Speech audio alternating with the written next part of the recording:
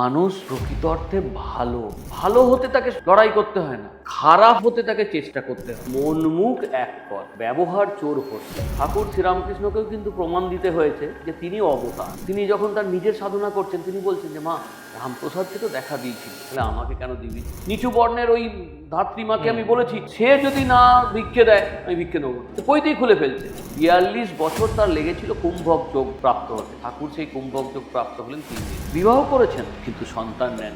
All mantra, all stotra written on the page. নিজের সত্যকে যদি তুই অস্বীকার করিস তা তোর তাহলে কিসের উত্থান হবে? কিন্তু আপনি মায়ের সঙ্গে কথা বলেন, বলতে পারেন না আপনারা ছাড়িয়ে দিতে আমাদের ছ্যা এই শরীরটার জন্য মাকে বলবো? এই যে শরীর তুচ্ছ, আত্মাই শ্রেষ্ঠ। গীতার কথা, মহাভারতের মধ্যেই গীতা ইনক্লুডেড। আগে ফল হয় তারপর ফুল। তুমি একটা সন্তান কেন গো, দেখবে একদিন হাজার লাখ কোটি কণ্ঠে তোমাকে মা ডাকবে। সে তাই হয়েছে। সন্ন্যাসীর কি মন নেই? সে কাঁদবে না? ওরা খাবে কোন, তুই খা।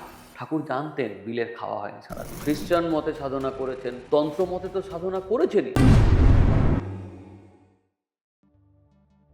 নমস্কার বন্ধুরা, এতক্ষণ আপনারা দেখিয়ে নিয়েছেন আজকে আমার সঙ্গে প্রধান গেস্ট হিসেবে আছেন ডক্টর অর্ঘ্য মুখোপাধ্যায়। নমস্কার দাদা, ওয়েলকাম। আচ্ছা, একটা জিনিস বলো দাদা, তুমি তো বহু বছর ধরে অ্যাজ এ জার্নালিস্ট হিসেবে কাজ করছো, তার সঙ্গে শিক্ষক, মানে তোমার হাত দিয়ে বহু স্টুডেন্ট বেরিয়েছে, তার সঙ্গে তুমি রিসার্চ করছো আমি যেটা জানি, এবং অ্যাজ এ ফিল্ম ডিরেক্টরও তুমি খুব ফেমাস, তুমি বহু সাবজেক্টের উপর ছবি করেছো এর আগে। তুমি এই যে রিসার্চটা, তোমার যে কাজ, তার মধ্যে তোমার মধ্যে আমি জানি যে তুমি স্পিরিচুয়াল সাইডটা তোমার সাংঘাতিক স্ট্রং। আর এবং একটা জিনিস খুব ভালো লাগে তোমার কাছ থেকে যেটা আমার, সেটা হচ্ছে তুমি সবসময় পজিটিভ কথা বলো, বি পজিটিভ। মানে ইনফ্যাক্ট আপনাদের বলছি, অনেক সময় এমনও হয়, মানে আমাদের যা ফিল্ডে অনেক সময় হয়তো আমি ডিপ্রেস মোডে চলে গেলাম বা একটু মুড অফ লাগছে, কিন্তু তুমি সবসময় হচ্ছে মানে একদম ফুল বোম অফ পজিটিভ এনার্জি। তুমি এসে সবসময় আমাকে বলো না মোলায় পজিটিভ থাকো, শ্রীরামকৃষ্ণের বাণী শোনো, এগুলো শোনো, তাতে তুমি এনার্জি পাবে, এবং আমি সত্যি ফিল পাই। তো আজকে দর্শক বন্ধুদের কাছে এবং তোমাকে বহু দিন ধরে বলার পরে তুমি ফাইনালি আজকে টাইম দিয়েছো আজকে আমাদের এই আড্ডায়, এই চ্যাট শোতে। তুমি আমাকে বলো একটু তোমার দৃষ্টিভঙ্গিটা কি এই আধ্যাত্মিকতার ফিল্ডে? হ্যাঁ, নমস্কার।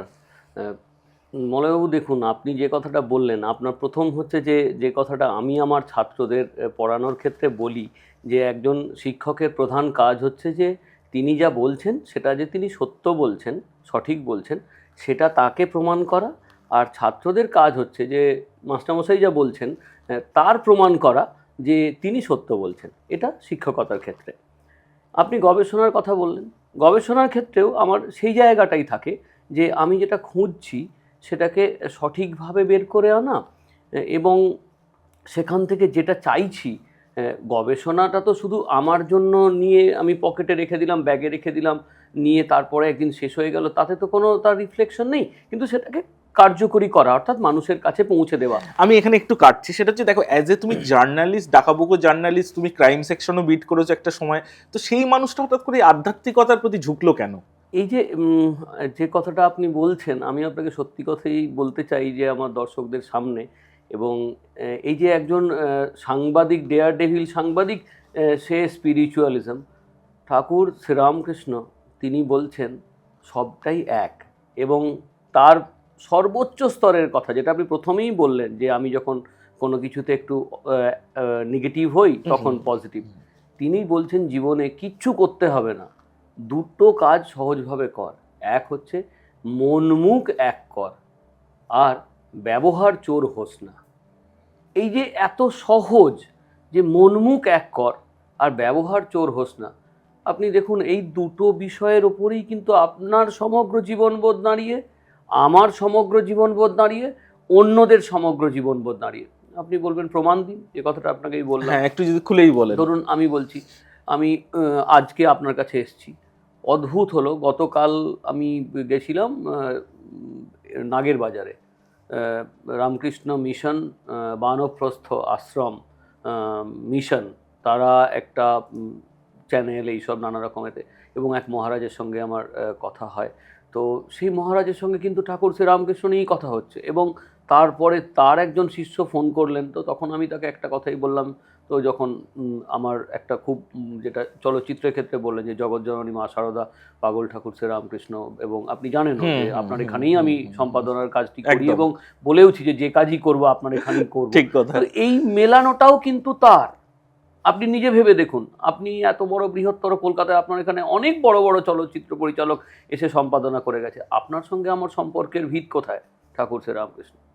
আপনি বলছেন যে ধরে নিন এই স্টুডিওটার আপনি ওনার, তার মানে সেই কম্পারিজন যদি করি, তার মানে আমি কিন্তু আপনার থেকে ওই জায়গা না না একদম না, আমি বলছি পার্থিব ক্ষেত্রটা দিয়ে যদি ধরি, ওয়েলথের দিক দিয়ে, যেটা আমাদের সামনে যে চোখে আমি ইনফিরিয়ার, কিন্তু তা নয়। কিন্তু আমি যে আপনাকে এই কথাগুলো বলছি, আমি কালকের থেকেই বলেছি, বা যেদিনে রাহুল যখন কনফার্ম করে, আমার মানে আজকে এখন আসার পরে গোটা শরীরের সবসময় একটা রোমাঞ্চ হচ্ছে, কারণ আমি বলে এসেছি যে ঠাকুর তুমি কিন্তু বলো, আমার বলার কিছু নেই। কারণ এবং এটাই আমাকে সবচেয়ে বেশি কাঁটা দেয় দাদা, একটা সত্যি কথা বলছি, আমি আমার জ্ঞানও তো বলছি, মানে লাস্ট 20-25 বছর ধরে যেভাবে ট্রানজিশন দেখেছি অফ টেকনোলজি, প্রত্যেক দিন বদলাচ্ছে। ক্যাসেট ছিল, আগে রেকর্ড প্লেয়ার ছিল, সিডি এলো, MP3 এলো, পেন ড্রাইভ এলো, ক্লাউড এলো, ফিল্মের ফরম্যাট চেঞ্জ হচ্ছে, নেটফ্লিক্স এলো, অথচ আজ থেকে 150 বছর আগে রামকৃষ্ণের বাণীগুলো বদলাচ্ছে না, আজও একদম আজকের প্রত্যেকটা দিনের সঙ্গে খাপ খাচ্ছে।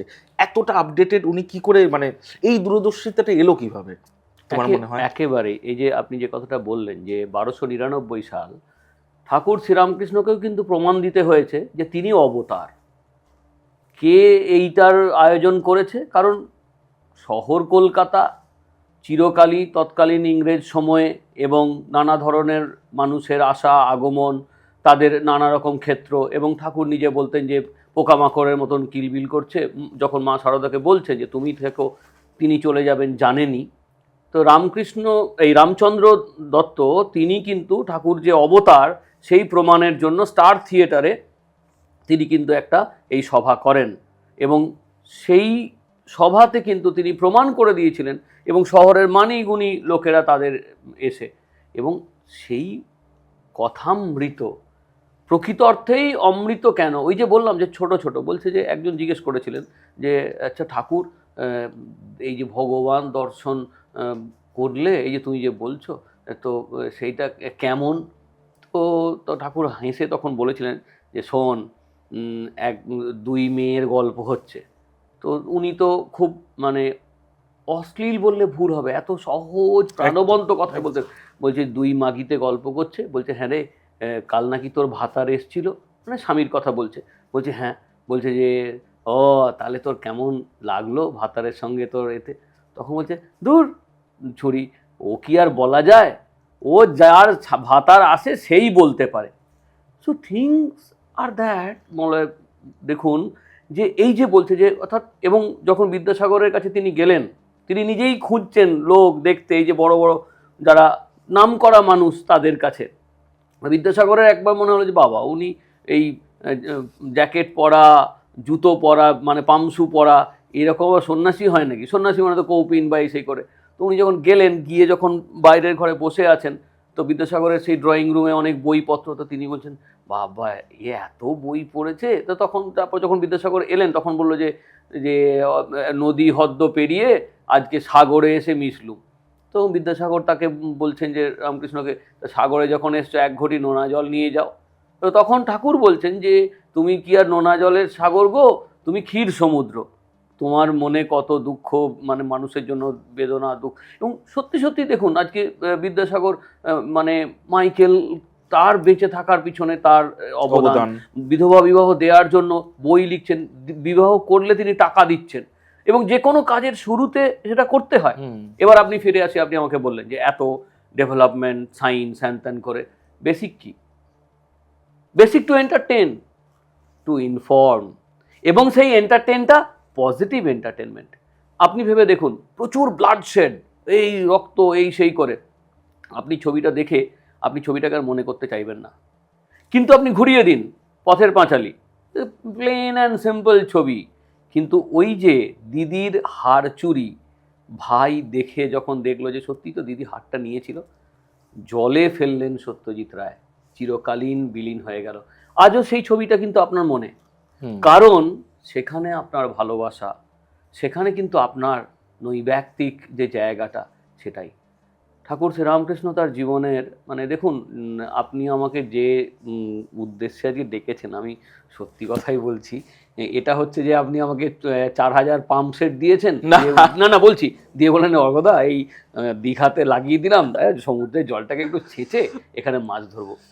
হয় না দাদা, মানে আমি আপনাকে সত্যি কথা বলছি, ঠাকুর এবং যত দেখি যে ধরুন এই লোকটা যখন দক্ষিণেশ্বর মানে জামাপুকুরে আসছেন, পড়ছেন, বা তাকে পড়িয়ে শিক্ষিত করার জন্যই তার দাদা নিয়ে এসছে, এবং 3 ভাইয়ের মধ্যে রামকুমার, রামেশ্বর এবং রামকৃষ্ণ, তো এই যে নিয়ে এসছেন, সেখানে তিনি কিন্তু আবার বলছে যে না আমিও চালকলা বাঁধা ও পুরোহিত পড়তে পারবো না।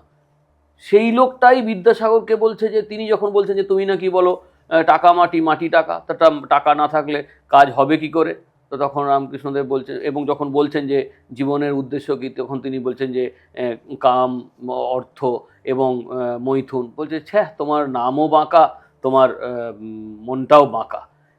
সেই লোকটারই কিন্তু যখন তিনি আনন্দমঠ বা বন্দে মাতরমের সেই বই আনিয়ে তিনি বলছেন পড়, শুনছেন তিনি, এই যে মানে অদ্ভুত একটা রিয়ালিস্টিক একটা জায়গা, এবং পুরো 360 ডিগ্রি চিন্তা ভাবনা ছিল, এইটা কিন্তু রামকৃষ্ণ। এবং শুধু রামকৃষ্ণ নয়, এই যে তিনি চৈতন্য মহাপ্রভুর প্রতিও প্রচণ্ড তার প্রগাঢ়, শুধু তাই নয়, তিনি যখন তার নিজের সাধনা করছেন, তিনি বলছেন যে মা রামপ্রসাদকে তো দেখা দিয়েছিলি, তাহলে আমাকে কেন দিবিনি।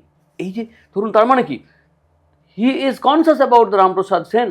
তখন কিন্তু রামপ্রসাদ সেন এত পপুলার নয়। কমলাকান্ত বর্ধমানে একটি সাধনা করেছেন, তিনি কমলাকান্তের গান গাইতেন এবং বলছেন যে মা রামপ্রসাদ পেল, কমলাকান্ত পেল, এবং আরও একজন নরহরি বা সামথিং, তারও এই যে যারা কালী সাধনা করেছেন, সিদ্ধি লাভ করেছেন, তাদের গান তিনি গাইতেন, এবং সুললিত কণ্ঠে তিনি গান গাইতেন। নরেনকে ভালোবাসার প্রথম, তার মেলবন্ধনের প্রথম রাস্তা হচ্ছে নরেনের গান, মানে একজন অব্রাহ্মণ ছেলেকেও, হ্যাঁ আবার অব্রাহ্মণ বলে না, এই লোক আপনি অদ্ভুত, মানে হয়তো এগুলো আমার কাছে মনে হয়েছে যে খুব রিয়েলিস্টিক। কারণ যখন গদাধর চট্টোপাধ্যায় যখন তিনি কামারপুকুরে, তখন ধরুন তিনি মানুষ হচ্ছেন যাদের কাছে, তার কাছে ধরুন ধনী কামারনি তাকে ধাইমা, তাকে ধাত্রী জন্ম দিয়ে ডেলিভারি করিয়েছেন। এবার যখন তিনি তাকে ভালোবাসছেন, এ করছেন, তার একদিন মনে হয়েছে যে আমি তোকে ঠাকুর, আমি তোকে ভিক্ষে দেব মাতৃত্বের বয়েতে, এবং সেই তাহলে দেখুন বালককে সেটা বলেছে। তারপর যখন তার পৈতে হচ্ছে, তখন সে স্টিক করে আছে যে ওই নিচু বর্ণের ওই ধাত্রীমাকে আমি বলেছি, সে যদি না ভিক্ষে দেয় আমি ভিক্ষে নেবো না, সে পৈতেই খুলে ফেলছে। তাহলে জাতপাতের ভাঙা তখন থেকে তার শুরু, কিন্তু যে ওই যে বলছে কথা, এই যে যেটা আপনাকে বললাম যে মন মুখ এক করা, দেখুন তিনি নিজেও কিন্তু মন মুখ এক করছেন। আবার এই মানুষটাই যখন দক্ষিণেশ্বরে এসছেন, তিনি কিন্তু তার রামদাদাকে, যখন এই রানী রাসমণির, আপনারা তো জানেন দক্ষিণেশ্বরের মন্দির প্রতিষ্ঠা নিয়ে সমাজের ব্রাহ্মণ বা উচ্চ শ্রেণী কৈবর্ত বলে রানী রাসমণিকে এই মন্দির ব্যান করে দিয়েছিল, কেউ যায়ও নি, এও নেয়নি। তখন তিনি পুরো মন্দির কিন্তু দান করে, মানে দানপত্র লিখে দিলেন রামবাবুর এতে, যে না এতে ট্রাস্ট। এবং তখন কিন্তু রামকৃষ্ণ দাদাকে বলছে যে তুমি এরকম একজন নিচু জাতির এতে তুমি যাচ্ছ। এবং যেদিন মন্দির প্রতিষ্ঠা হয় সেদিন কিন্তু প্রচুর মানুষ খেয়েছে, এক্সেপ্ট রামকৃষ্ণ। আচ্ছা, তিনি বরানগরে ওই 1 টাকার খই মুরগি কিনে খেতে খেতে জামাপুকুরে ফিরে এসছেন, গেছেন, প্রসাদ নেননি, কৈবর্তের খাবার। এই যে মানে অদ্ভুত একটা জায়গায় আবার তিনিই বলছেন যে দেখ রে, ওই যে নরেন বা অন্য যারাই এসছে, যে ওসব কোন দিকে যাবি। এবং নরেন একবার গল্প করেছেন যখন, তো এই রামচন্দ্র দত্ত তার একদম খুব মানে শিষ্য আর কি, একদম ডাইরেক্ট, যিনি ঠাকুরের এই যতটা বিভূতি তিনি পেয়েছেন বা দেখেছেন, তা বলছেন যে মানে ঠাকুরকে মেজার করা বা রামকৃষ্ণকে মেজার করা, এবং এতটাই মানুষের সঙ্গে, মানুষের পাশে, এবং অদ্ভুত বৈপরীত্য। রামপ্রসাদ সেন আরবি জানেন, ফার্সি জানেন, বাংলা তো জানতেনই, 3টে ভাষা জানেন, এবং মহারাজ কৃষ্ণচন্দ্রের তিনি সভাকবিত্ব নেননি, কিন্তু অ্যাকসেপ্টেড এবং দুর্গাচরণ মিত্রের মুহুরী হিসেবে করেছেন।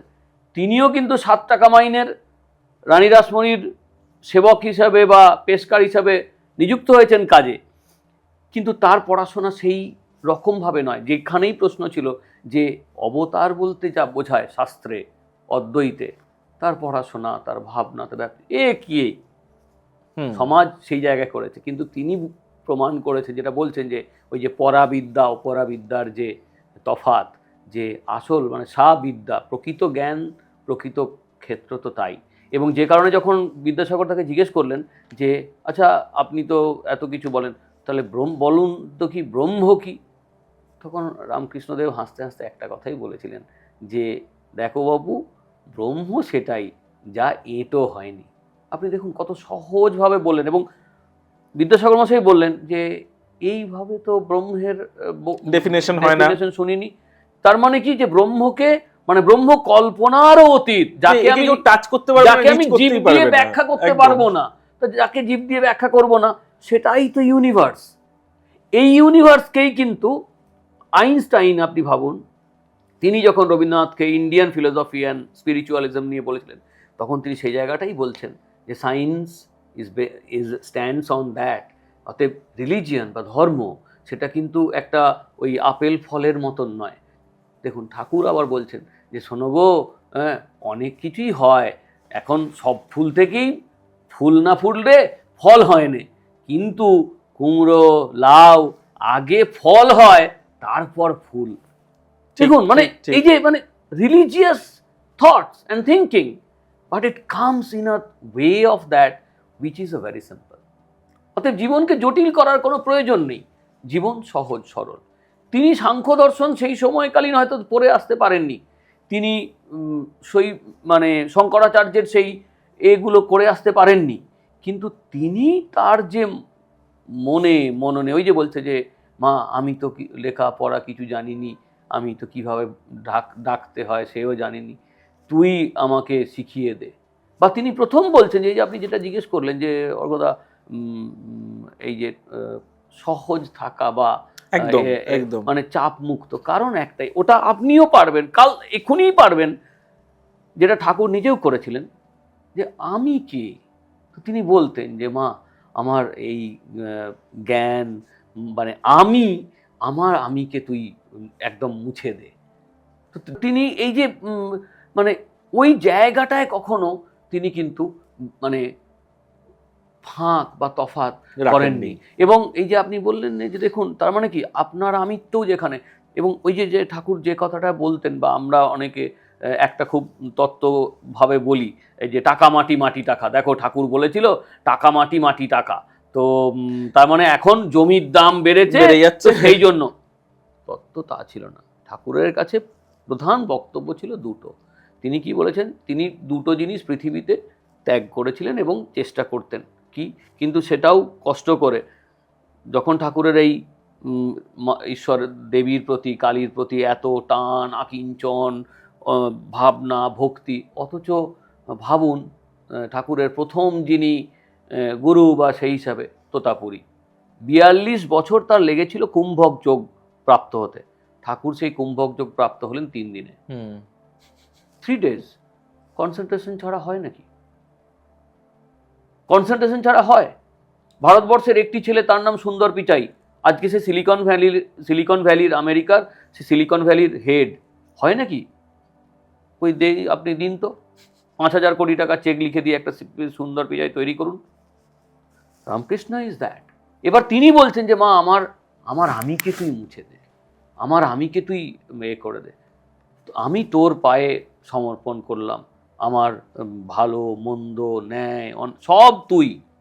এইটা যখনই তিনি এটা করতে পারলেন, এই আমাদের মধ্যেও কি আসে, সেই আমিত্বই তো থাকে।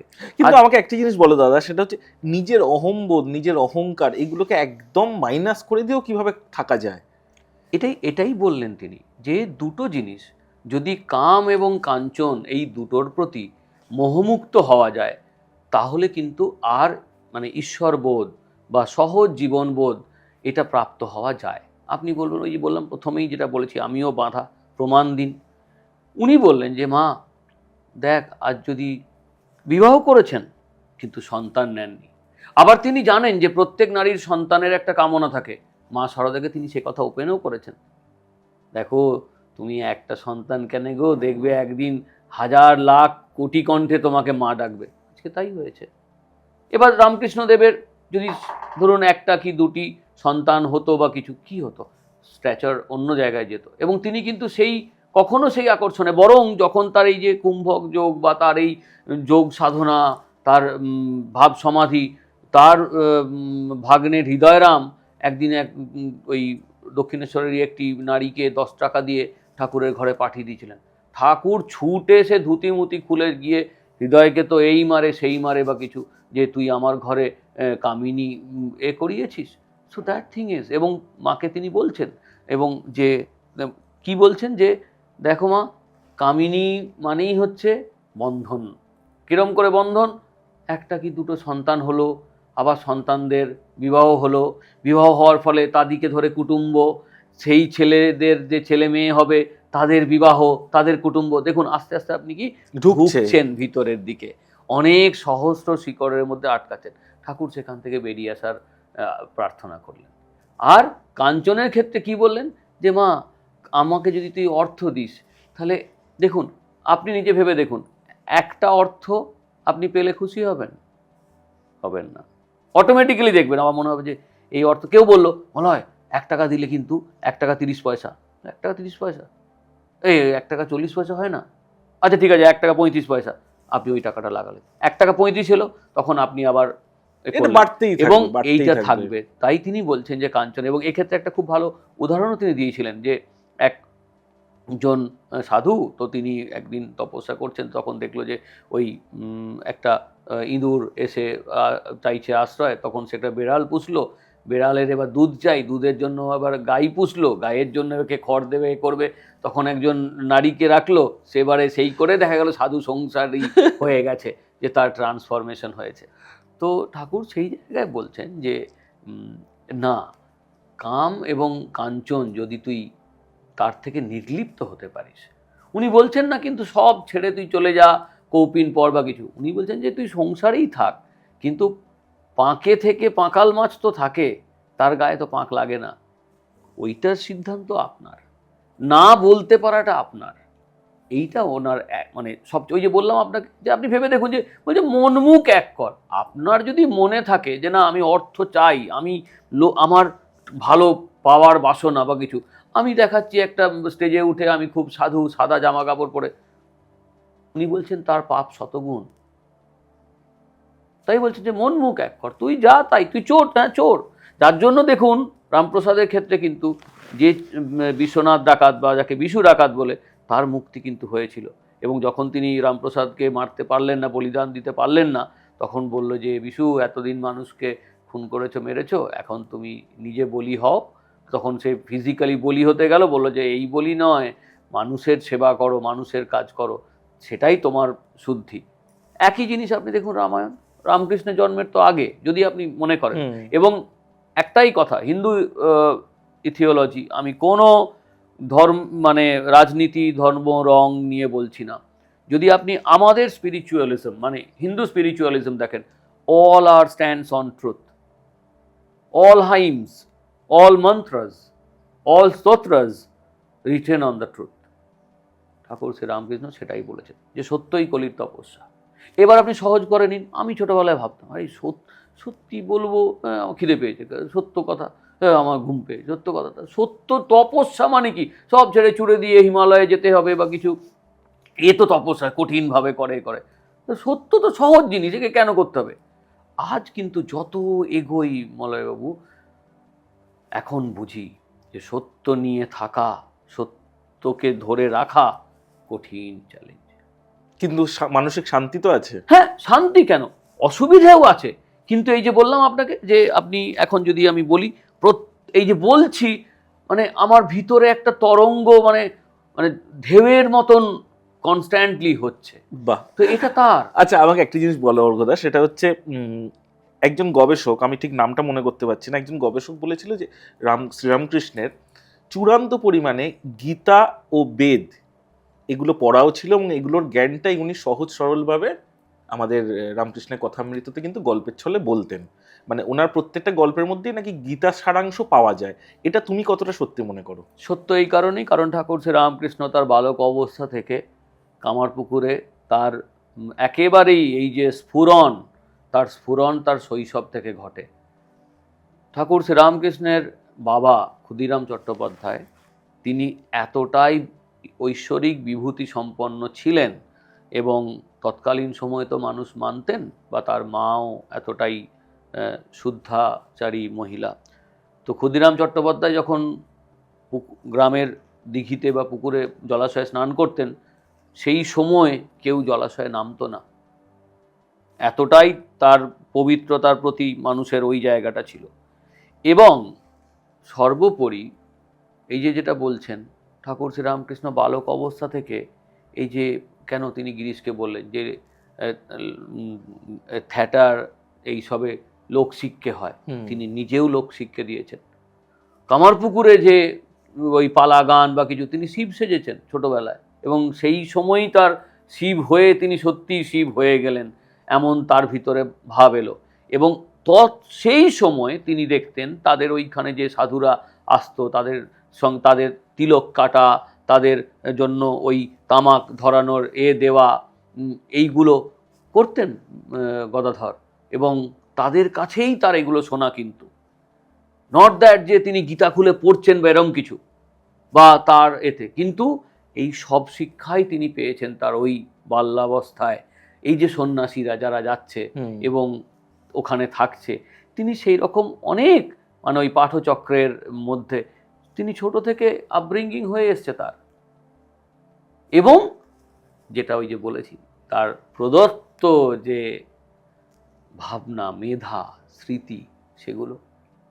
আচ্ছা, আমাকে এবার বল, তুমি ঠাকুরের যদি তোমার পছন্দের, প্রত্যেক মানুষের যদি তো একটা নিজস্ব পছন্দের মাপকাঠি থাকে, ঠাকুরের অবশ্যই সব বাণী সবার পছন্দের, সবার কাছের, তবু তোমাকে যদি র্যাঙ্কিং করতে বলা হয়, প্রথম তিনটেতে তুমি কোন কোন বাণীকে রাখবে?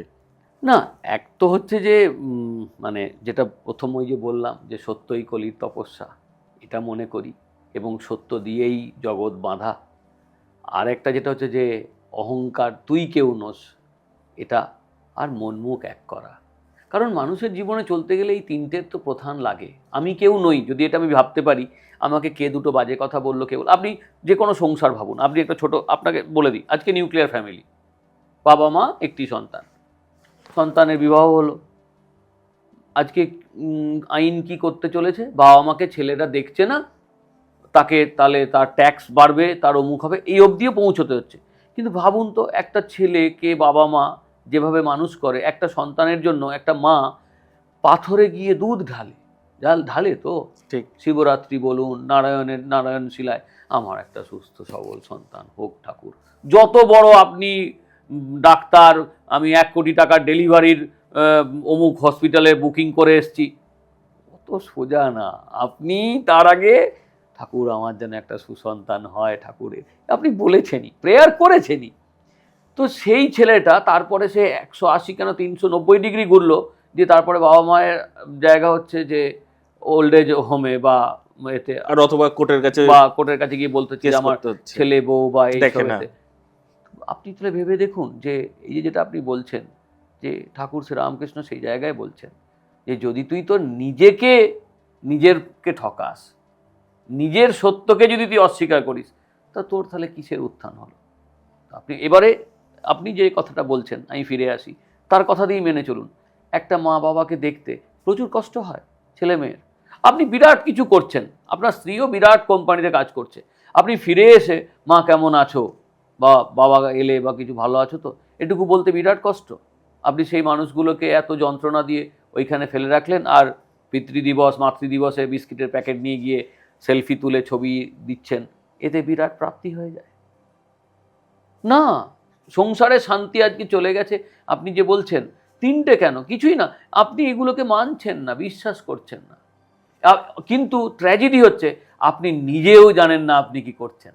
আপনি আজকে আপনার যে শাশুড়িকে কষ্ট দিচ্ছেন, আপনার শ্বশুরমশাইকে তুচ্ছ-তাচ্ছিল্য উপেক্ষা করছেন, একইভাবে আপনার সন্তান যখন বড় হবে, ওই যে নচিকেতার গান, তোলা রইল তোমার জন্য, একই পরিস্থিতি। এবং এই সব কটার সঙ্গেই রিলেটেড ঠাকুর শ্রীরামকৃষ্ণ। আর জায়গাটা স্পষ্ট।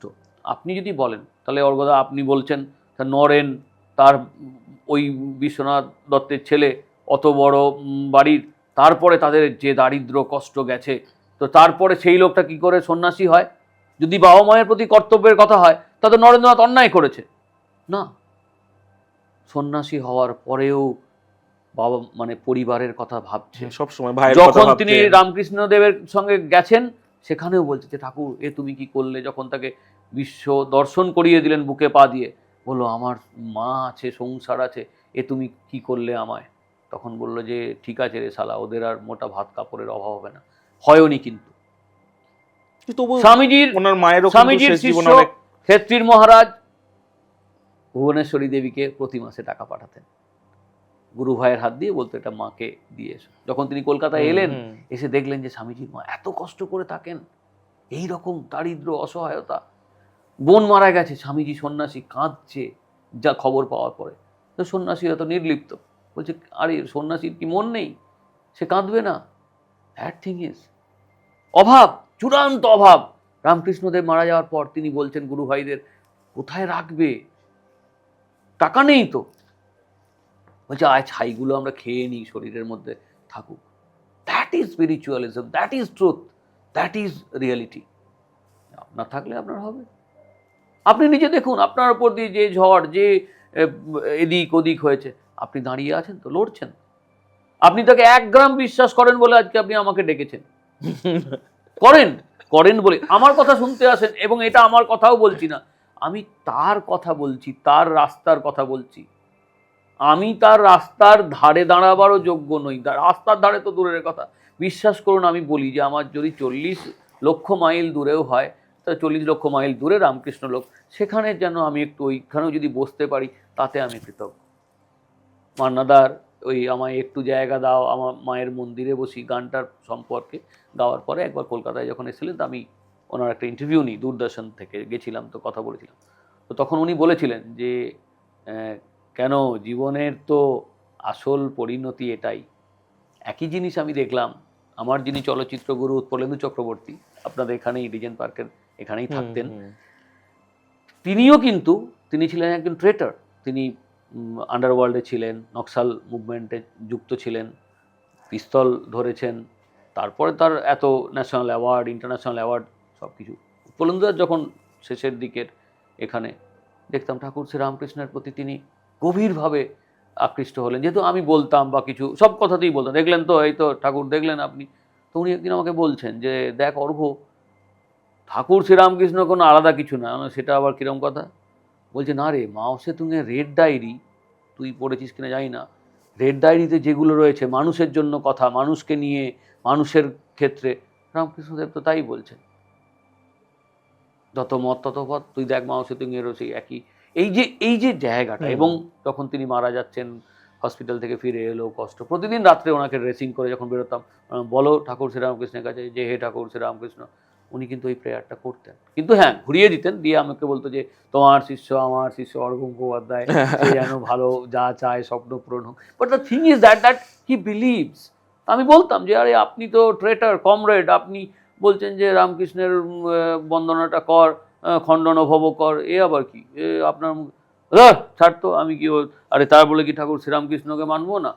সেটা সত্যি, এই যে সত্যি, দ্যাট ইজ। তোমার কি মনে হয় মানে ঠাকুরের কোন দিকটা দেখে বিবেকানন্দ অর্থাৎ নরেন ওনার এত সান্নিধ্যে এলো বা ওনাকে গুরু মানলো? না, গুরু মানেনি তো, প্রচুর পরীক্ষা নিয়েছে, টাকা ঢুকিয়ে দিয়েছে, কিন্তু পরে তিনি দেখলেন যে যা তিনি খুঁজছেন, ওই যে বলছে যে আপনি ঠাকুর দেখেছেন, আপনি আমাকে ঈশ্বর দেখাতে পারবেন। পরে তো তিনি দেখিয়েছিলেন, যেদিন তার বুকে পা দিলেন তখন তো তিনি দেখলেন বিশ্বরূপ, বিশ্ব ব্রহ্মাণ্ড তো দর্শন করালেন। তারপর তো তার বেরিয়ে আসার রাস্তা নেই। তিনি নরেন খুঁজছিলেনই রাস্তা, মুক্তির রাস্তা, ঠাকুর শ্রীরামকৃষ্ণ তাকে সেই দিলেন। আবার ভাবুন, রামকৃষ্ণদেবের শিষ্য মারা যাচ্ছে, তার খাওয়ার পয়সা নেই। তার আগে ভেবে দেখুন, যে নরেন দত্ত বিদ্যাসাগর মহাশয়ের মেট্রোপলিটন স্কুলে পড়ানোর চাকরি তাকে ছেড়ে দিতে হলো বিদ্যাসাগর মহাশয়ের জামাইয়ের এতে। তো রামকৃষ্ণদেব বলেছেন যে বিদ্যাসাগর মশাই আমার নরেনের চাকরিটা করে দাও। না, বলেননি। এবং বলছে যে নরেন, তোর অনেক বড় কাজ। আবার ধরুন ঠাকুর মারা যাওয়ার পরেও নরেন কি কষ্টে কাটিয়েছে আপনি ভাবুন। তারপর সে ঠিক আছে, তাকে সঙ্গত না, করলো, তবুও তার জীবনটা তিনি গেলেন। ইনফ্যাক্ট আমি একটা বইয়ে পড়েছিলাম, সেটা হচ্ছে উনার প্রায় 22 রকমের বোধহয় ডিজিজ ছিল শরীরের মধ্যে, তাতেও উনি কিন্তু লড়ে গেছিলেন, যে ধর্মপ্রচার উনি করে গেছেন। না, ডিজিজ বা এইগুলো আপনি মানে ডায়াবেটিস, আপনি সুগার, ওটাই প্রেশার। কেন, ওই তো বললাম যে যখন ব্রাহ্মণই যখন পৌঁছলেন ঠাকুরের মানে কাছে। এটা আমি বলছি শঙ্কর বাবুর লেখা একটা বই থেকে। হ্যাঁ হ্যাঁ, মণিশঙ্কর বাবু হ্যাঁ। তো দীর্ঘদিনই এই কাজ করছেন, বা আমাদের অনেকেই, অচিন্ত্য কুমার সেনগুপ্ত তিনিও রামকৃষ্ণদেবের বিশেষ এতে লিখেছেন। হ্যাঁ, সঞ্জীব চট্টোপাধ্যায়, সঞ্জীব বাবুও একই ছিল তো। কিন্তু ওই যে বললাম মনের জোর, যেটা ঠাকুর বলছেন যে দেখ, শকুনও শকুন আর অন্যরাও এ পাখি, কিন্তু শকুনের মন ভাগাড়ের দিকে থাকে। তা তোর যদি লক্ষ্য নিচে থাকে তাহলে তুই আর উঠলি কোথায়, তোর উত্থান হলো কোথায়। তো বিষয়টা হচ্ছে যে নরেন সেই জায়গাটা বুঝেছিলেন। ওই যে পরীক্ষা, যে ওই যে কাম কাঞ্চন তফাৎ কি প্রকৃতই। নরেনের চেয়ে বড় কথা গিরিশ, যে বলছে যে আমার মদ না খেলে হয় না, আমার অমুক খেলে হয় না, পরে সে বলছে, সেই তো প্রথম যখন ঠাকুর কল্পতরু হলেন, ওই যে সবুজ টুপি পরে আর এতে, উনিই তো প্রথম সেই তাকে কল্পতরুর পুজো করার যে ফুল গিরিশ তো প্রথম দেন।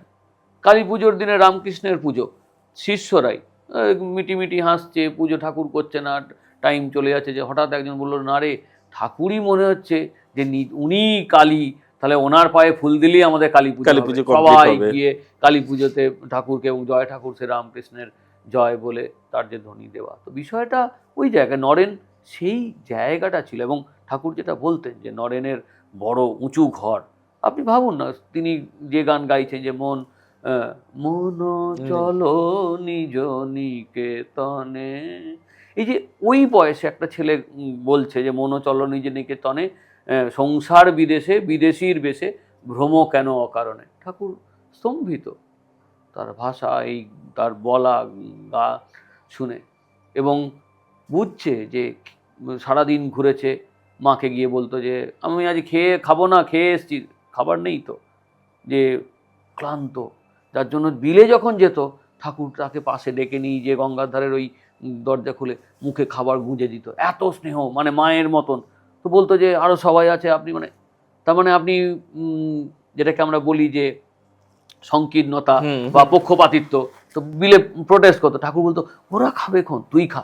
ঠাকুর জানতেন বিলের খাওয়া হয়নি সারাদিন, যে তার কারণ বিলেও আবার বাড়িতে বলে আসে যে আমার ইনভিটেশন আছে। সবটাই তো ঠাকুর নিজেই তো জানেন যে ওর খাওয়া হয় না, অন্তর্যামী, তাই তো তিনি অন্তর্যামী।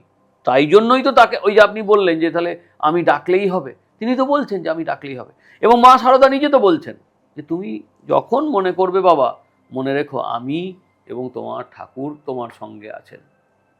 তিনি তোমাদের জন্য বলতেন তো যে এই তোদের সবার পাপ, মানে তোদের সবার কিছু আমি নিজের শরীরে ধারণ করেছি। তার জন্যই তো তার ওই রোগ, তার ক্যান্সার, তার গলার বিসূচিকা রোগ, কষ্ট পাওয়া।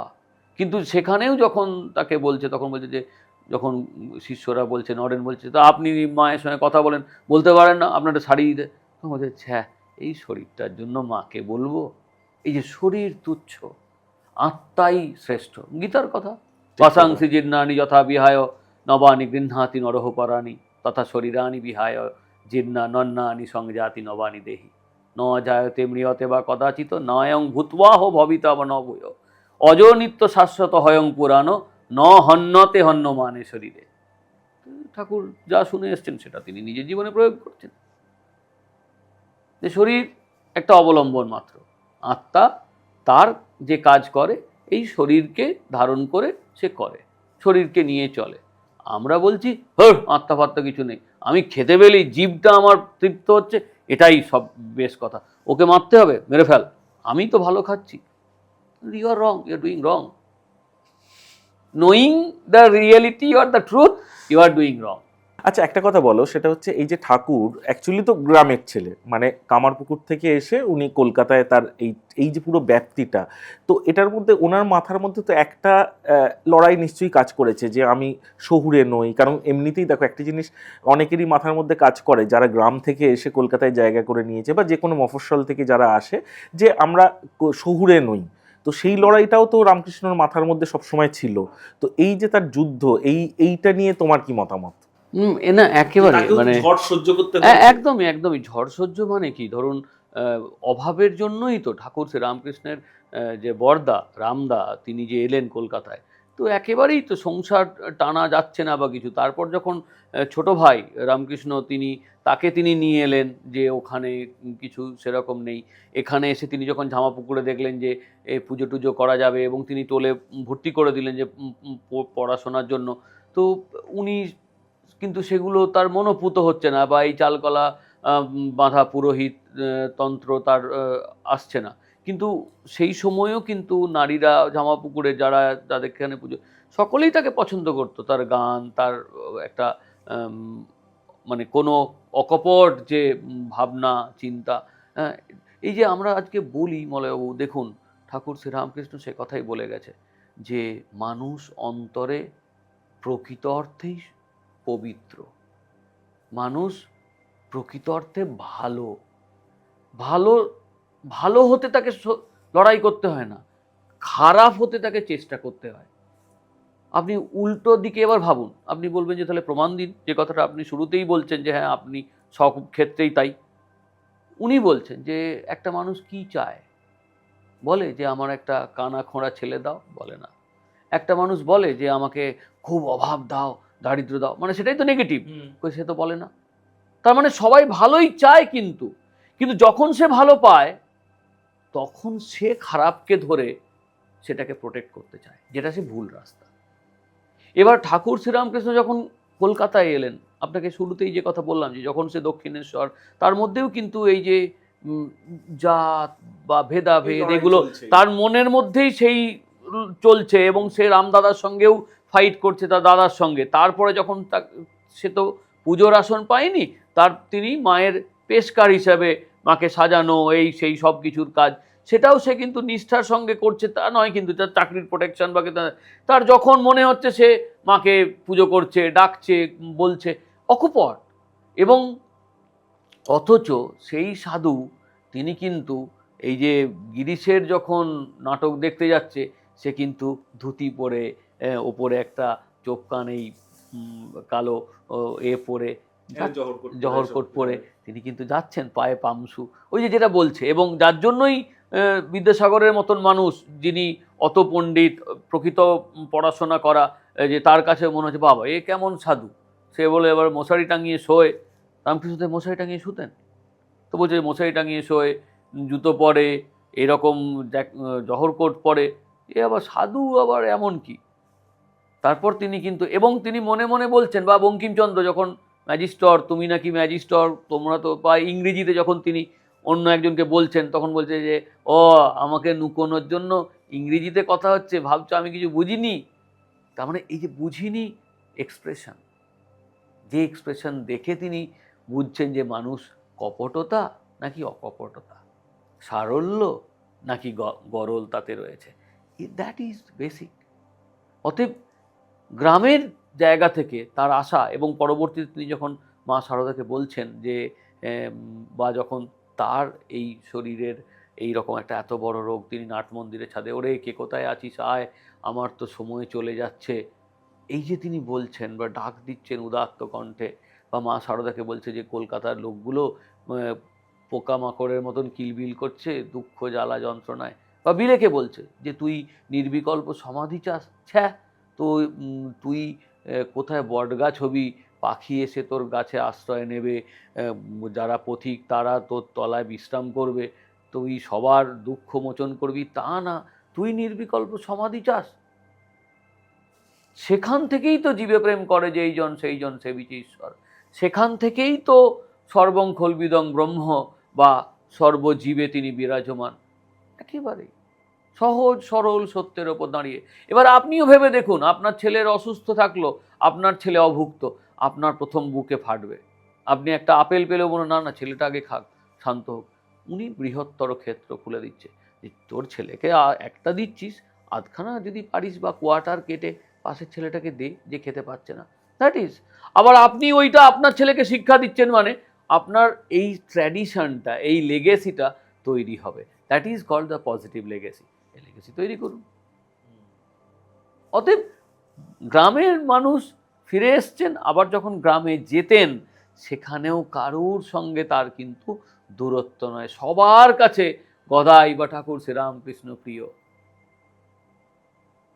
তাকে দেখতে আসছে, ছুটে আসছে, বা সে সর্বক্ষেত্রে সর্বসময়, বা তার মা যখন দক্ষিণেশ্বরে এসে থাকছে, ঠাকুর কিন্তু তার যত্ন আত্মি, মা শারদা তো করতেনই, ঠাকুরও করতেন।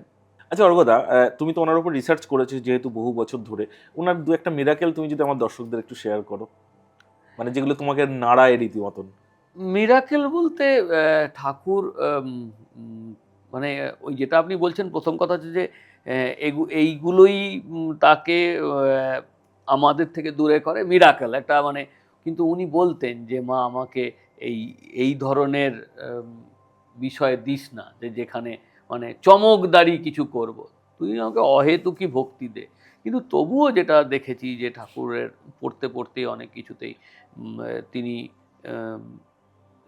শিষ্য তাদের রোগ, যেমন একটা আপনি বললেন যখন একটা ছোট্ট উদাহরণ দিলেই বুঝতে পারবেন, ঠাকুরের যেদিনে সমাধি মানে দেহ রক্ষা হলো, তো তারপরে তাকে দাহ কার্য করে যখন ফিরিয়ে আসেন, তার এক শিষ্যকে সাপ দংশন করে এবং সঙ্গে সঙ্গেই তিনি বসে পড়েন, বিষধর সাপ। তারপরে যাই হোক সেখানটা বন্ধন দিয়ে কেটে যে রকমভাবে প্রাথমিকভাবে, তো তখন শিষ্যদের মধ্যেও কিন্তু শশী বলেছিল যে ওরে ঠাকুরের কাজে গেছিলি, তোর কিছু হবে না। তো আলটিমেটলি সেই শিষ্য কিন্তু কিছুদিন অসুস্থ থাকার পরে সুস্থ হন। এটা ছিল ঠাকুরের না দেখা বা অনুপস্থিতির কৃপা।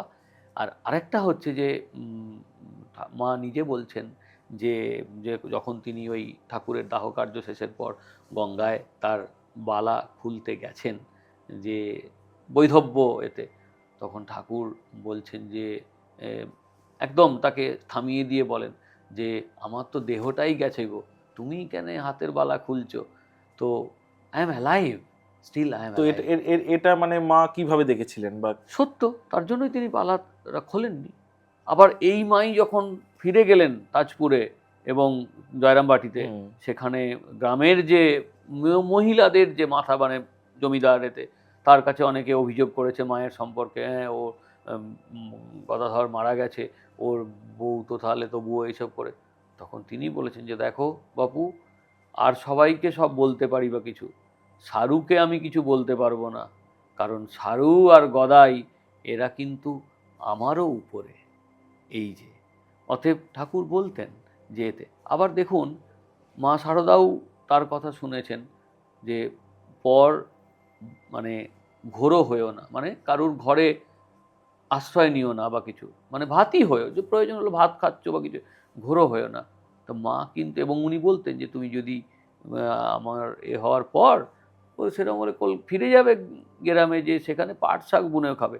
মা শারদা ওই কিছু সময় কঠিন কষ্টের মধ্যে দিয়ে কলকাতায় নুন কাটিয়েছিলেন? শাক, না ঠাকুর মারা আচ্ছা। যাওয়ার পর তিনি চলে যান এবং তাকে যেতে হয়, এবং সেখানে কিন্তু ওই নুন শাক ভাত বহুদিন সে খেয়েছেন। আবার যখন নরেন এইসব তারা মাকে এনে প্রতিষ্ঠিত করলেন, মায়ের প্রসার হলো, মায়ের সেবার জন্য তারা মানে একদম জীবন বলিদান দিয়ে করতে লাগলেন মা। তখন যখন যেতেন, মায়ের ভাইরাও তো এক একজন সব কুলাঙ্গার ছিলেন, মাকে প্রচণ্ড কষ্টও দিয়েছেন তারা। মা কিন্তু তাদের সকলের জন্য, এবং যত যত শিষ্য মানে তাদের এক একজনের এক এক রকম, যেমন আপনি একটা কথা বললেন আমার মনে পড়ে গেল যে ঠাকুরের শিষ্যদের একজন একটু বেশি খেত, তো ঠাকুর বলছে তুমি ওদিকে খাইয়ে খাইয়ে মোটা করে দেবে, তো এত খাওয়াইউনি, তো তাহলে ওরা কাজ করতে পারবে নি, মোটা হয়ে যাবে। তখন মা খুব অভিমান করেছিলেন যে দেখো বাবু, ছেলেদের খাওয়া নিয়ে তুমি কখনো এইসব বলবে না। তো এরম এতে, তো এই যে অর্থাৎ ছোট বিষয়, ক্ষুদ্র বিষয়, যেটা আপনি বলছেন যে এই অদ্ভুত, এই অদ্ভুতত্বে ঠাকুর কোনোদিন বিশ্বাস করতেন না। তিনি ভোজবাজি চানও নি মায়ের কাছে কখনো। তিনি বলতেন যে মা, ওই যে তিনি নিজেই বলতেন যে আমার জ্ঞান চক্ষু কিন্তু আপনি খুলে দে। বলছেন এটা মিরাকেল নয়, অথচ আজকে একজনের কাছ থেকে তার রোগটা নিজের শরীরে টেনে নিচ্ছে, এটা মিরাকেল নয়? তিনি একজনকে মানে মিরাকেল, ভগবান দর্শন করাচ্ছেন বুকে পা দিয়ে, এটা মিরাকেল নয়? মিরাকেল বলতে যে জায়গাটা আপনি যেটা বলছেন সেটা বলি, ঈশ্বরত্ব বা দেবত্ব আর মানবতা মানে মনুষ্যত্ব, দুটোর মধ্যে একটাই পর্দা। সেখানেই তো আপনার উত্তরণ। উত্তরণ তো আপনাকে গড়তে হবে। আপনার এই দেহ মন্দির রয়েছে, তা সেই জায়গায় উত্তরণ। কলকাতা স্টুডিও কতগুলো, মলয়বাবুর রেন্ট স্টুডিও তো একটা, তো সে আমাকে ডেকেছে কেন? তার মানে সে ওই জায়গাটা অতটা অগ্রগতি সে করেছে। বিষয়টা এখানেই। আচ্ছা, এবারে একটা খুব বিতর্কিত প্রশ্ন করব, সেটা হচ্ছে, আবারও বলছি বিতর্কিত। কেউ কেউ বলেন ঠাকুর নাকি অ্যাকচুয়ালি তান্ত্রিক ছিলেন, মানে উনি নাকি তন্ত্র দিকটাও খুব পারদর্শী ছিলেন এবং তন্ত্র মতে উনি অনেক সময় মাকে পুজো করতেন। এটা কতটা মানো? ঠাকুর তো সব কটা মতেই সাধনা করেছে। কর্তাভজা সম্প্রদায়ের সেই সাধনা করেছে, বাউল সাধনা করেছে, তিনি ইসলাম মতে মসজিদে সাধনা করেছেন, খ্রিস্টান মতে সাধনা করেছেন, এবং তন্ত্র মতে তো সাধনা করেছেনই। তখন তো ব্রাহ্মণই ঠাকুরকে এই সমস্ত কটা ক্ষেত্রে পারদর্শী করেছেন এবং ঠাকুর করতেন। এবং উনি তন্ত্রক্রিয়া হ্যাঁ, জানতেন। এবং তন্ত্র মত মন্ত্র এবং তান্ত্রিকদের তন্ত্র সাধনার যে পঞ্চমকার যে সাধনা, এবং সেখানে অদ্ভুত আপনি বললেন বলেই আমি আপনার এখানে ঢোকার আগেই আমার ওই রামচন্দ্রের যে বইটা তাতে দেখছিলাম, তো যে ওই পঞ্চমকার সাধনার মধ্যে একটি হচ্ছে যে সব সাধনা বা পঞ্চমুণ্ড আসনে বসের ক্ষেত্রে, এবং সেখানে নরমুণ্ড একবার একটা, এতে তো ঠাকুর খুব মানে অস্থির হয়ে গেছেন যে নরমুণ্ডে এইগুলোতে সাধনা উনি এগুলো পছন্দ করেন। যেমন কারণ বাড়ি, সুরাপান ঠাকুর করতেন না। সুরাপান তো রয়েছে, ঠাকুর ওই সুরা আঙুলে নিয়ে কপালে করতেন ফোঁটা, যে দেহই তো সুরার এই তো দিয়ে দিলেন, বলো সুরা পান হয়ে গেল। তিনি নিজে সুরা কোনোদিন পান করেননি। এইবার যে ওই সাধনায় যখন এবারে ব্রাহ্মণী দেখাচ্ছেন যে সব এক, এবং ওই যে নরমুণ্ড যে রয়েছে, তো এরকম ব্রাহ্মণী কামড়ে ওই মুন্ডে কামড়াচ্ছে যে দেখো শক্তির যে এতে, ঠাকুর বলছে না না, ও আমার জন্যে নয় বাবু। কিন্তু তিনি তন্ত্রের সমস্ত কটা দিক, তন্ত্রের যে গভীর গূঢ় এগুলোতে তিনি সেখানে অবগাহন করেছেন। কর্তাভজা সম্প্রদায়ের যে পথ অবগাহন করেছেন, বাউল সম্প্রদায়ের পথ অবগাহন করেছেন, এবং দক্ষিণেশ্বরের যে পঞ্চবটী আসন তিনি যে তৈরি করেছিলেন, সেখানে বৃন্দাবন থেকে মাটি আনিয়েছিলেন। সেই বৃন্দাবনের মাটি পঞ্চবটির ওই এতে ছড়িয়ে দিয়ে সেই সমস্ত, অর্থাৎ বৈষ্ণব এবং শাক্ত তাদের যে অভেদ কোনো যে নেই, সেটা করেছেন তিনি। অতএব ওই যেটা এখন আপনি এই যে মানে শুনতে শুনতে থেমে যাচ্ছেন, বা আপনার মনের মধ্যেই এখন শুরু হচ্ছে যে তাহলে কি এতে বিষয়টা, তাই শুধু শুধু তন্ত্র কেন, বললাম তো আপনাকে, তিনি সবগুলো গুহ্য সাধনা থেকে শুরু করে সমস্ত, ওই যে কুম্ভক যোগ আপনাকে বললাম, তোতাপুরি বললেন তখন যে আমার বেটা हमको 42 साल लगा, तुम 3 दिन में वो कर चुका। কুম্ভক যোগ করেছেন, কিন্তু তিনি কোথাও কিন্তু ওইটা কখনো চাননি সিদ্ধাই, যে আমি এখান থেকে হঠযোগ করেছি, কিন্তু আমি এখান থেকে হাততালি মারলাম বৃন্দাবন থেকে বেনারস, নেভার। যেখানে মানুষ খেতে পাচ্ছে না, কাঁদছে। দক্ষিণেশ্বরের মন্দিরে একদিন একটি মহিলা রোজই আসতো ওই খেতে টেতে চায় বা কিছু, তো 3 দিন পর পর এসছে মায়ের ভোগ নিতে। চতুর্থ দিনে ওখানে যারা সব দাড়ি বা প্রহরী, তারা আচ্ছা করে তাকে মানে ধাক্কা মেরে মারধর করে করে, ঠাকুর অনুভব করলেন তার শরীরে তার ব্যথা কষ্ট, এবং যখন জানতে পারলেন ঠাকুর কাঁদতে শুরু করলেন যে মা, এ তোর কি বিচার, দুটি খাবে পেট পুরে দুটো অন্ন, তো এইটুকুর জন্য তাকে এই শাস্তি পেতে হলো? হ্যাঁ, না না না, তাহলে তুই আমার খাবার কেড়ে নে বা কিছু। অদ্ভুত ব্যাপার যে তারপরে ঠিক আছে সেটা সর্টেড আউট হলো, বা তাকে ডেকে যখন আবার যখন এটা শুনলেন, ঠাকুর আনন্দে, ওহ তাহলে বেশ হয়েছে, মা তাহলে খাইয়েছে। ফিরে যান রামপ্রসাদ সেনে। রামপ্রসাদ সেন যখন আমাদের এই মন্বন্তরে মানুষ না খেয়ে মরছে বা কিছু এতে, তখন কৃষ্ণচন্দ্রের কাছে যখন গিয়ে তিনি দরবার করছেন যে আপনি মানুষকে খাওয়ান, খুলে দিন, তখন তার বিখ্যাত লেখা গান, অন্ন দে অন্ন দে অন্ন দে মা অন্নদা, জানি মায়ে দেয় ক্ষুধায় অন্ন, অপরাধ করিলেও পদে পদে অন্ন দে। এবং সেই গান যখন কৃষ্ণচন্দ্র শোনেন, তিনি বলছেন যে আমি কয়েক রাত, তারপরে তিনি আসেন রামপ্রসাদের কাছে এসে যে ঘুমোতে পারেন, এবং তিনি তৎকালীন সময়ে সেই মন্বন্তরের কষ্ট, তিনি নিজে রাজা হয়েও কিন্তু তিনি চেষ্টা করেছিলেন যতটা সম্ভব এ করার। দেখুন দুটো মেলবন্ধন এক, পুরো এক। অর্থাৎ মানবতার দিক মানুষের মধ্যে। এবং এই যে আমরা বলছি যে সর্বং খলবিদং ব্রহ্ম, ব্রহ্ম সর্বত্রই, তো প্রত্যেক মানুষের মধ্যে, প্রাণীর মধ্যে, তো সেটা তো অনুভব করেছেন বলেই তো এই দুঃখ কষ্ট তিনি অনুভব করছেন। যেটা আপনি বললেন যে তাহলে আমার কি করে রোগটা নিয়ে নিল, রোগটা মানে তো দেখুন আপনাকে তো আমি ওই ওই দৈবিক যে দিকটা কিভাবে হয় সেই বলা বা ব্যাখ্যা করা, সত্যি পড়াশোনাতে পৌঁছতে পারিনি তো মলয়বাবু আমি, সেটা তো আরো উপরের স্তরের, কিন্তু ওটা হয়। উনি বলছেন যে ওটা হয়, ওটা হয় বলেই তিনি রামকৃষ্ণ, ওটা হয় বলেই তিনি সারা বিশ্ব ব্যাপ্ত, ওটা হয় বলেই যখন নিবেদিতা ফিরে এসছেন এবং এখানে যখন খ্রিশ্চান নারী বলে সবাই অচ্যুত, তখন মা সারদা তার সঙ্গে মানে তাকে নিজে হাতে খাইয়ে এবং বসিয়ে পংক্তিতে খাওয়াচ্ছেন, তার স্কুল চলার ক্ষেত্রে তার সঙ্গে থাকছেন। মা সারদাকে কোনোদিন কেউ এই কাপড়ের এই ইয়েতে কোনোদিন দেখেননি, ঘোমটা ছাড়া, নরেন আর শশী এরা ছাড়া। তো সেই মানুষটা কি করে ওই জায়গায় করছে? বারবণিতারা এসছে মায়ের সঙ্গে দেখা করতে, যারা ধনী নারী তারা এসছে, বলছে মা এইসব বেশ্যাগুলো আছে, তোমার একটা দুর্নাম হবে, লোকে বলবে। মা তাদের বলছে তোরা আসিস না, তোরা বরং আসিস নি, তোদের কি দরকার, তোদের ধন সম্পত্তি আছে, তোরা তো আনন্দেই আছিস, ওরা আসবে, ওদের আগে আমি ওদের মা। তখনই তো বলছেন যে আমি সবার মা, সতেরো মা অসতেরো মা।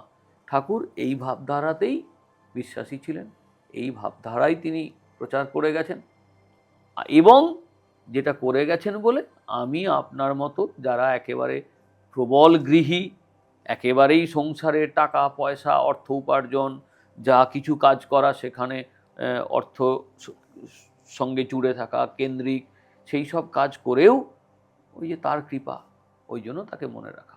ঠিক কথা।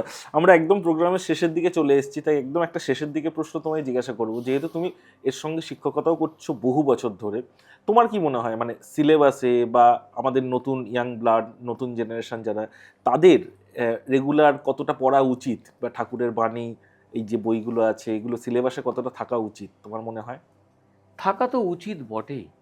দেখুন আজকে এই যে সেটা তো থাকছে না, এই যে আমরা এগুলো করিনি বলেই তো আজকে এই যে আমরা বলছি সমাজের একটা অধঃপতন বলছি, সমাজে এত সমস্যা জর্জর বলছি, সেটা তো তার কারণেই তো হচ্ছে। আপনি আপনার বিশ্বের 4টে মহাকাব্যের মধ্যে আপনার দেশের 2টো মহাকাব্য, রামায়ণ মহাভারত, দুটোই ইডিওলজিক্যাল মানে ভ্যালু ওরিয়েন্টেড গ্রন্থ, কিন্তু তার থেকে আপনি যদি শিক্ষা না নেন, তার কথাই বলে বলে বলে বলে আসছে। মহাভারতের মধ্যেই গীতা ইনক্লুডেড। অর্জুনকে বিশ্বরূপ, তিনি যেমন নরেনকে ঠাকুর শ্রীরামকৃষ্ণ দেখিয়েছেন মহাবিশ্বের কি কথা, বা ঠিক অর্জুনকেও তিনি বিশ্বরূপ দেখিয়ে তারপরে চেতনায় ফেরালেন যে তুমি করো, নিষ্কাম কর্ম তোমায় করতে হবে, ফল তোমার ভাবনার কথা নয়। কিন্তু সেইটা আমরা যদি তার থেকে সরে যাই, তো সে সরে যাই মানে সরিয়ে রাখা হয়েছে, সরিয়ে রাখা হয়েছে আপনাকে আমাকে পিংপং বলের মতন ব্যবহারের জন্য।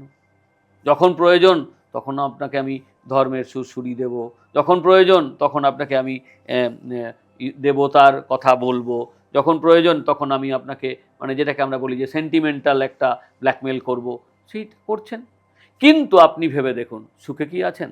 যারা করছেন তারাও, আর আমরা যারা হচ্ছি তারাও। ওই যে বলেছেন ঠাকুর, মানে এটা সত্যি মাঝে মাঝে ভাবলে খারাপ লাগে, বা কোনো মানে সম্প্রদায়কে রিকোয়েস্ট করবো মানে এটাকে পার্সোনালি না নিতে, বাট আমরা মুঘল সাম্রাজ্য নিয়ে যতটা পড়ি হিস্ট্রিতে, যতটা থাকে ততটা কিন্তু কোনো পার্সেন্টেজেও কিন্তু রামায়ণ বা আজকে রামকৃষ্ণ বলো বা এইগুলো কিন্তু অতটা আসে না, আসে খুব অল্প। না, কিন্তু কারণ একটাই যে ধর্মকে আমরা মিথ বা আফিং বলি, তার সত্যতা, তার বিজ্ঞান আমরা তো রাখি না। এবং যেহেতু আমরা বিগত প্রায় ধরুন 1000 বছর মুঘল, হুন, পাঠান নানাভাবে এর মধ্যে দিয়ে যে গেছি, আপনি বলুন না, সারা বিশ্বে দুটি সভ্যতা ছিল তো, কি কি? এক গ্রিক, আর একটা হচ্ছে এরিয়ান সিভিলাইজেশন। আপনি সারা বিশ্বে দুটো, গ্রিক সভ্যতা আর আমাদের যে সনাতনী, তো আপনার একদম। এতে কোনো কোনো বি এ দ্বিমত বি নেই সি কোনো। ডি পি জে পি কিছু নেই, এক ইতিহাসই বলছে। এবার আপনি মনে করলেন যে না, আমি এই ইতিহাসটাকে সামনে তুলে ধরবো, আমি এটাকে রাখবো না, আপনি প্ল্যান করছেন তো।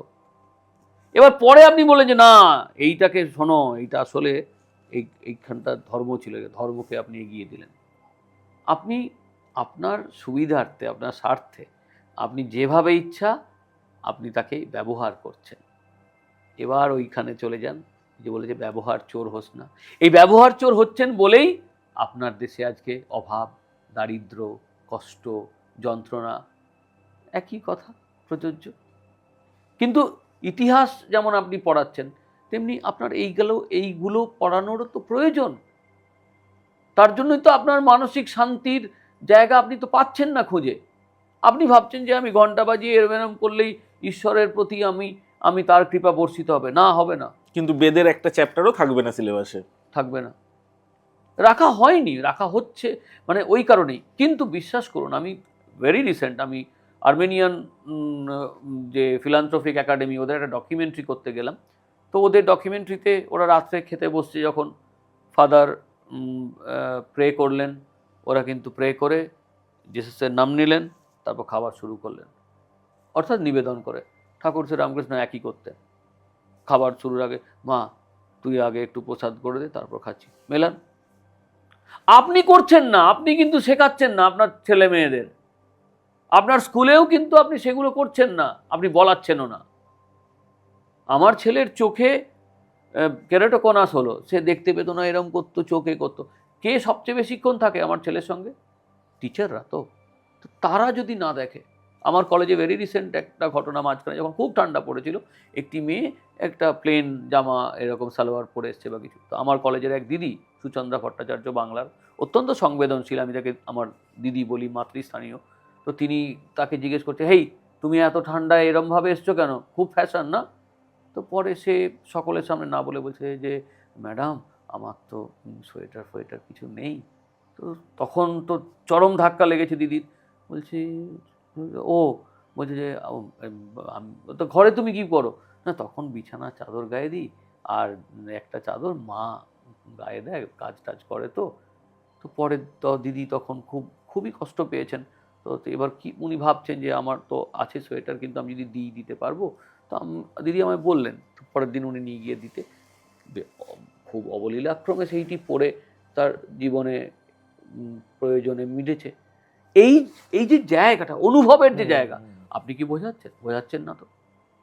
আর জোর করে কিন্তু কোনো কিছুকে আপনি তৈরি করতে পারবেন না মলয়বাবু।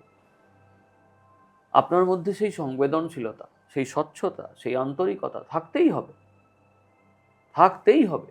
যে জায়গা থেকে নরেন বলেছিলেন, যখন তাকে বলল যে ও মূর্তি পুজো, আইডল আর কি, ওতে কি আর প্রাণ আছে? তখন তিনি বললেন যে ঠিক আছে, এটা কার ছবি? বললো আমার বাবার। বললো পারুন, ওই থুতু দিন দেখি এর ওপরে। হ্যাঁ, কি বলছেন? বললো কেন, মূর্তি তো, এতে তো প্রাণ নেই। না, আমার বাবার তো মূর্তি। বললো একই ব্যাপার। তো সেই রকম আপনি নিজে যদি সেই সততা, সেই স্বচ্ছতা, সেই বিশ্বাসের সঙ্গে রাখেন, করতে পারবেন। আপনার সংবিধানে লিখেছে যে জাতি, ধর্ম, বর্ণ নির্বিশেষে সকলের অধিকার, কিন্তু জাতি, ধর্ম, বর্ণ নির্বিশেষে অধিকারের কথা বলছে, কিন্তু ধর্ম পরিত্যাজ্যতা বলেনি। কিন্তু আপনি ব্যাখ্যাটা ওই দিয়ে করছেন। ঠিক কথা। ভীষণ ভালো লাগলো, অনেক কিছু তোমার কাছ থেকে জানলাম, খুব ভালো লাগলো আজকের প্রোগ্রাম। আপনাদের কেমন লাগলো সেটা কিন্তু আপনারা অবশ্যই কমেন্ট সেকশনে লিখে জানাতে ভুলবেন না। কিন্তু যাওয়ার আগে আমার দর্শক বন্ধুদের জন্য তোমার কিছু একটা মানে নিজস্ব মতামত শুনতে চাইছি যে আজকের লাইফস্টাইল, আজকের জীবনে ভালো থাকার মূল মন্ত্র কি? তোমার কি মনে হয় যদি আমার দর্শক বন্ধুদের সঙ্গে একটু শেয়ার করো। ভালো থাকার মূল মন্ত্র বলতে ওই যে বললাম যে অকপট থাকা আর সত্যের পথে চলা। আহ, আপনি সেটাই থাকুন। আর পার্থিব জিনিস আপনাকে সর্বোচ্চ কিছু দিতে পারে না, এটা ঠাকুর নিজেই বলছেন।